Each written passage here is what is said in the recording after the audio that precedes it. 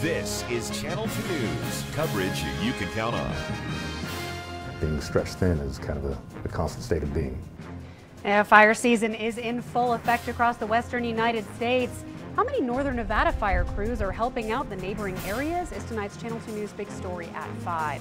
Good evening, I'm Ariana Bennett. Landon is off and Kristen is on assignment tonight. We will check in with her in just a few minutes.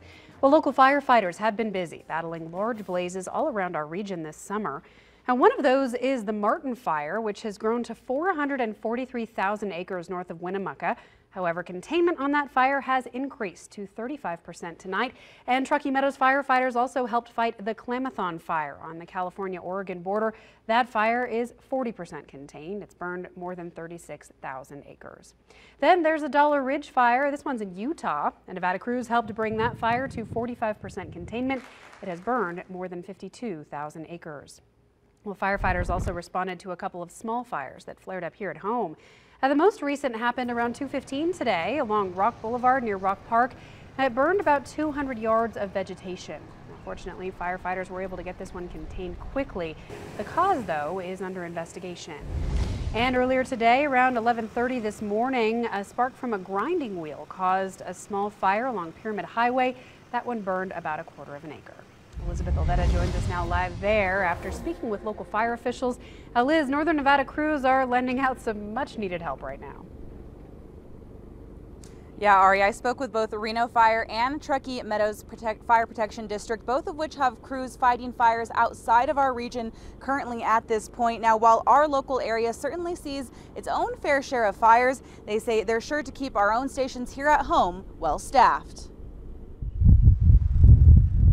High risk for fire danger this year, and it's proven to be true. The fury of flames our local fire crews have seen this year come as no surprise. The fuel is there and the conditions are right, so we are expecting to be busy this season. Last year we broke 40,000 calls for the first time in the history of the department.